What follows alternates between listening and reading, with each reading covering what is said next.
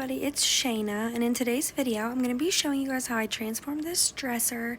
It's a very old antique dresser, and with that being said, I wanted to keep some of that, character that it had, and I really wanted to keep some of the wood grain, a lot of the wood grain showing, because I personally love the wood grain on this style of furniture, this old, this look, the way this one looks, and I wanted to keep the hardware. So I start by removing the hardware first, of course. And then this piece did need a little bit of repairing done to it, and you can kind of see me here just like a little half-assing the job.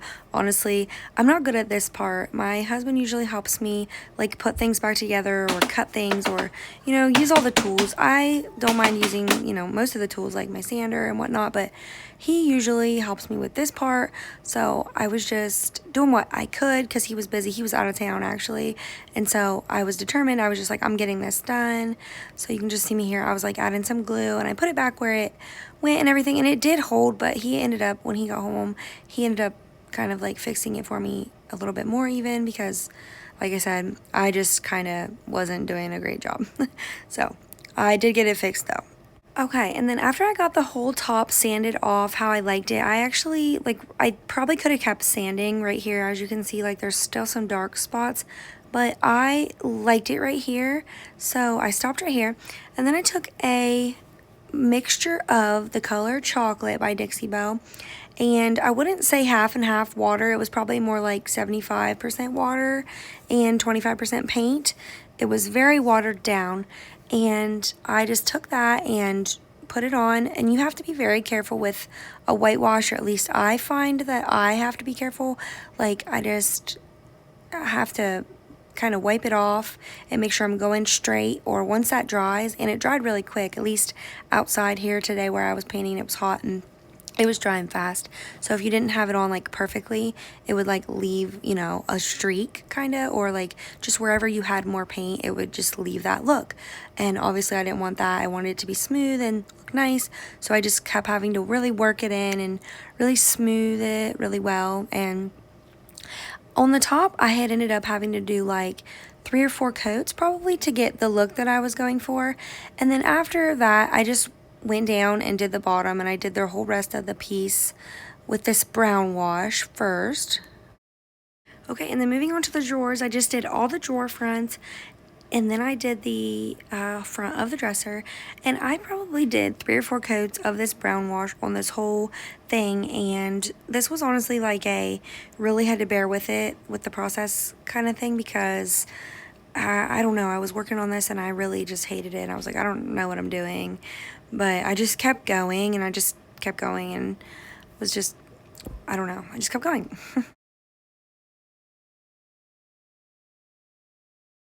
Alright, and I inserted this little clip of my cat because she was running around. You can see her here in a second. She runs behind the dresser, and then in a minute she runs off the other way. But the whole time I worked on this dresser out in the driveway, she was all about it. She was always wanting to be underneath of it, and she was just my little partner during this makeover, so she's cute. Okay, and then after I got all the brown wash on, I liked it. You can see here a little peek at the bottom. I went ahead and went in with a black wash over top the brown wash for the bottom. Now for the top, I just kept it brown. I just wanted it to be the brown wash look on the top. That way there was just a little bit of a contrast, a little bit of a two-tone. And I really wanted to be able to see more of that wood grain on the top, because I just really liked the wood grain on the top.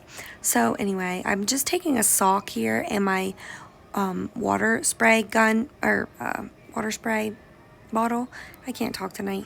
Anyway, and I just kind of was wetting that off and just getting it back to how I liked it, because it got kind of dusty in my garage, honestly, and it got a little messed up and just whatever. I fixed it, and then I went back in with a brown wash.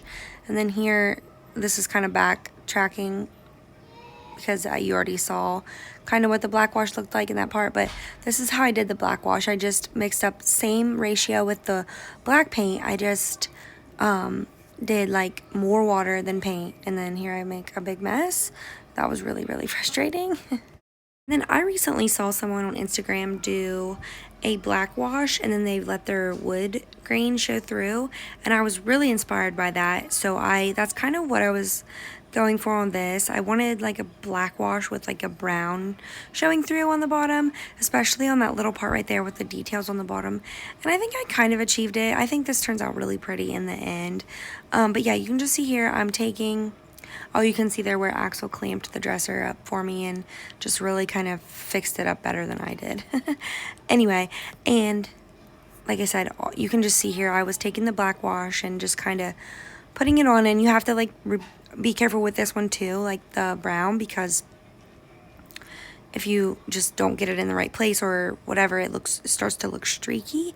Anyway, so you just have to play around with it if you're going to try it and get it how you like it and just keep going. You can use your spray bottle to kind of squirt it and make it spread back out. I don't know. You really have to work with it and play with it and just keep going until you get the look you want. That's what I do anyway.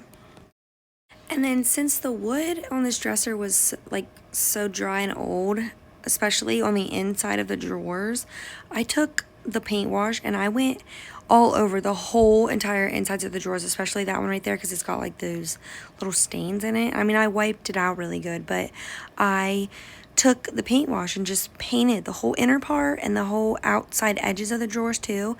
I don't show that on camera, but I went in through and did that, and it made the drawers look so much nicer and newer and just fresh, and I didn't have to like reline them that way, you know, and it was so much easier than like trying to reline them. And I don't know why I said like 400 times, sorry about that.